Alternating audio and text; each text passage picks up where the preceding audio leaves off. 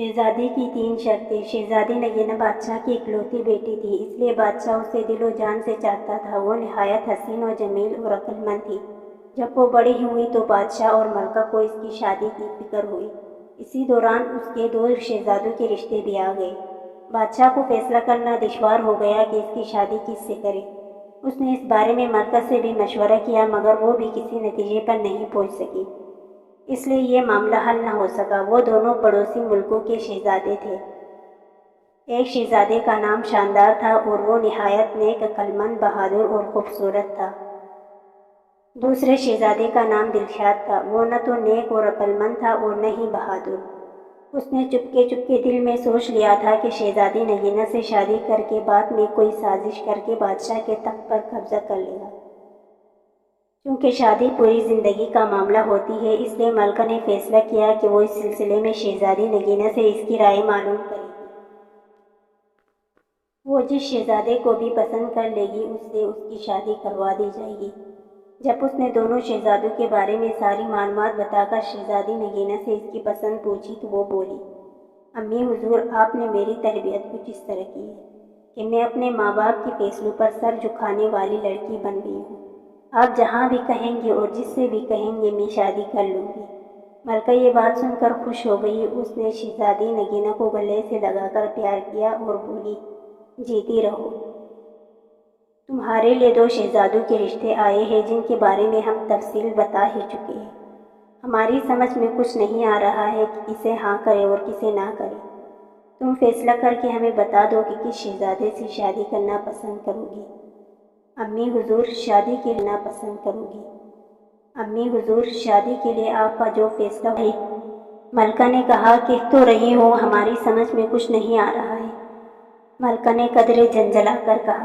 شہزادی نگینہ کچھ سوچ کر بولی، تو پھر ٹھیک ہے، میں اس شہزادے سے شادی کروں گی جو میری 3 شرطیں پوری کرے گا۔ وہ شرطیں کیا ہیں؟ ملکہ نے حیرانی سے پوچھا۔ میری پہلی شرط یہ ہے کہ وہ اس تالاب میں تیر کر دکھائے جس میں آدم خور مگرمچھ رہتا ہے۔ میری دوسری شرط یہ ہے کہ وہ چاولوں سے بھرا ایک پوری دیگ کھائے۔ میری تیسری اور آخری شرط یہ ہے کہ وہ سوتا ہوا گھوڑا لائے اور اس پر سواری کر کے دکھائے۔ شہزادی نگینہ نے مسکراتے ہوئے کہا۔ ملکہ اسے حیرت سے گھورنے لگی اور پھر اٹھتے ہوئے بولی، اس کا مطلب ہے کہ تم شادی کرنا ہی نہیں چاہتی ہو۔ کوئی بھی تمہاری یہ عجیب و غریب شرطیں پوری نہیں کر سکے گا۔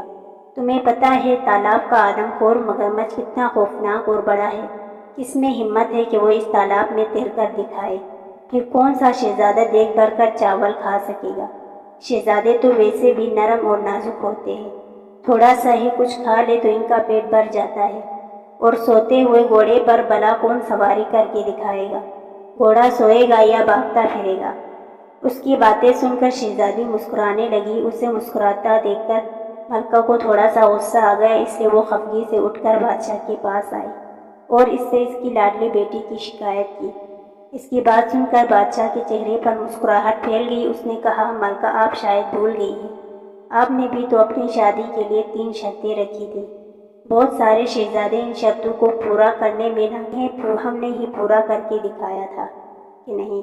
پر وہ مسکرانے لگی اور بولی، امی حضور، میری شادی اپنی بہن کے بیٹے سے کرنا چاہ رہی تھی اور وہ مجھے بالکل پسند نہیں تھا، اس لیے میں نے وہ شرطیں رکھی تھی۔ پھر میری شرطیں تو ہمت اور جواں مردی والی تھی۔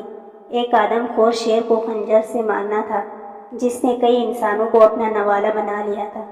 معصوم لوگوں کو لوٹنے والے ڈاکوؤں کو گرفتار کرنا تھا جنہوں نے غریبوں کی زندگی اجیرن کر دی تھی، اور پہاڑ کو کاٹ کر ایک نہر نکال کر کسانوں کی بنجر زمینوں کو سیراب کرنا تھا۔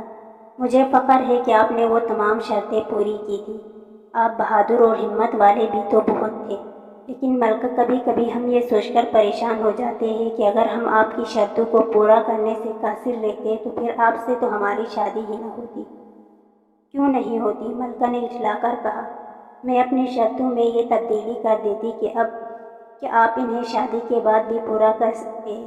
پھر کچھ دیر خاموش رہنے کے بعد وہ بولی، پہلے میری یہ سمجھ میں نہیں آ رہا تھا کہ شہزادی کی شادی کس سے کرے، اب یہ سمجھ نہیں آ رہا ہے کہ اسے کیسے سمجھاؤں کہ وہ اپنی بے سروپا شرطوں سے باز آ جائے۔ اس بارے میں آپ کو فکر مند ہونے کی ضرورت نہیں ہے۔ ہماری شہزادی چاہتی ہے کہ اس کا شوہر بہادر ہونے کے ساتھ ساتھ عقل مند بھی ہو۔ اگر کوئی ذرا سی بھی عقل لڑائے تو شہزادی کی شرطیں بآسانی پوری کر سکتا ہے۔ ہم دونوں شہزادوں کے سامنے شہزادی نگینہ کی شرطیں رکھ دیں گے۔ جس نے بھی انہیں پورا کر دیا اس کی شادی شہزادی سے کر دی جائے گی۔ پھر بادشاہ نے ایسا ہی کیا۔ اس نے ایلچی بھیج کر دونوں شہزادوں کو ان کے ملک سے اپنے محل میں بلوا لیا۔ دونوں شہزادے اپنے اپنے مصاحبوں اور غلاموں کے ساتھ حاضر ہو گئے۔ بادشاہ نے سب کو شاہی مہمان خانے میں ٹھہرایا اور ان کی خاطر مدارت کے لیے خاص انتظامات بھی کروا دیے۔ جب شام کو بادشاہ ان شہزادوں سے ملا تو اسے شہزادہ شاندار بہت پسند آیا۔ وہ اس کی شکل و صورت اور وجاہت سے بھی متاثر ہوا تھا۔ اس کا باپ بہت اچھے طریقے سے اپنے ملک پر حکومت کر رہا تھا، جس کی وجہ سے رعایا بہت خوشحال تھی۔ ملکہ کو بھی وہ شہزادہ بہت پسند آیا۔ دوسرا شہزادہ جس کا نام دلشاد تھا، دونوں کو ایک آنکھ نہیں بھایا۔ بادشاہ کو محسوس ہوا کہ وہ ایک خوش آمدی اور چاپلوس قسم کا نوجوان ہے۔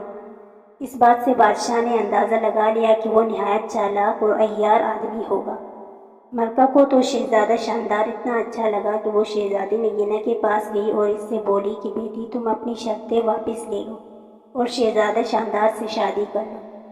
ایسا شوہر تو قسمت سے ہی ملتا ہے۔ اگر پہلی شرط کے دوران ہی مگرمچھ اسے کھا لے تو بہت برا ہوگا۔ شہزادی نگینہ نے اٹل لہجے میں کہا، اگر میں اپنی شرطیں واپس لیتی ہوں تو اس میں میری بےزتی ہے۔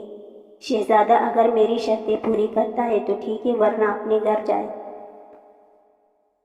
ملکہ مایوس ہو کر لوٹ گئی۔ دونوں شہزادوں کی ملاقات شہزادی نگینہ سے کروائی گئی۔ وہ انہیں محل سے کچھ دور جنگل کے نزدیک تالاب تک لائی اور ان سے کہا، یہ ہے وہ تالاب جس میں ایک آدم خور خونخوار مگرمچھ رہتا ہے۔ کیا آپ دونوں اس تالاب میں تیر کر دکھائیں گے؟ اس کا یہ کہنا تھا کہ اسی وقت ایک بہت بڑا مگرمچھ اپنا منہ کھولے تالاب کے کنارے پر آ گیا ہے۔ اسے دیکھ کر شہزادہ دلشاد خوف زدہ ہو گیا اور بولا، جان ہے تو جہان ہے، میں تو اس تالاب میں ہرگز نہیں جاؤں گا۔ شہزادی کی دوسری شرط بھی بہت سخت ہے۔ دیکھ بھر کر چاول تو کوئی دیو ہی کھا سکتا ہے، اس کے علاوہ میں سوتا ہوا گھوڑا کہاں سے لاؤں گا اور اس پر سواری کیسے کروں گا؟ میں تو چلا، مجھے نہیں کرنی ہے یہ شادی۔ یہ کہہ کر وہ چلا گیا۔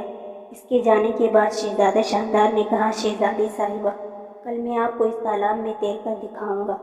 رات ہوئی تو اس کے ساتھ آئے ہوئے غلاموں نے تالاب میں ایک بڑا سا جال ڈال کر مگرمچھ کو پکڑ لیا اور دور ایک دریا میں چھوڑ آئے۔ اگلی صبح ملکہ بادشاہ اور شہزادی نے دیکھا کہ شہزادہ مزے سے تالاب میں تیر رہا ہے۔ شہزادی نے پوچھا، اس مگرمچھ کا کیا ہوا؟ وہ کہاں ہے؟ اسے میں نے پکڑوا کر دریا میں چھڑوا دیا۔ آپ کی پہلی شرط میں نے پوری کر دی ہے۔ مجھے امید ہے کہ آپ اس بات پر اعتراض نہیں کریں گے کہ میں نے مگرمچھ کو دریا میں کیوں چھڑوایا۔ آپ کی شرط صرف دریا میں نہانے کی تھی، مگرمچھ سے لڑنا نہیں۔ شہزادے نے تالاب سے باہر آتے ہوئے کہا۔ ملکہ نے یہ بات حیرانی سے سنی۔ بادشاہ مسکرا رہا تھا۔ شہزادی نے کہا، بالکل ٹھیک شہزادے، آپ پہلی شرط جیت چکے ہیں۔ میری پہلی شرط یہی تھی کہ آپ تالاب میں تیر کر دکھائے۔ میں آپ کی ذہانت کی قائل ہو گئی ہوں۔ دوپہر ہوئی تو شہزادی نگینہ نے کہا، شہزادے آپ مجھے دیکھ بھر کر چاول کھا کر کب دکھائیں گے؟ شہزادے نے کہا، ابھی تھوڑی دیر بعد۔ یہ کہہ کر شہزادے شاندار نے کھڑکی سے باہر جھانک کر دیکھا، اس کا ایک مصاحب دو غلاموں کے ساتھ لمبے لمبے ڈیگ بھرتا ہوا محل کی جانب آ رہا تھا۔ شہزادہ شاندار بادشاہ سے اجازت لے کر باہر نکلا اور اپنے مصاحب سے کوئی چیز لے کر جیب میں رکھی اور واپس آ گیا۔ اتنی دیر میں ملازموں نے دسترخوان چن دیا۔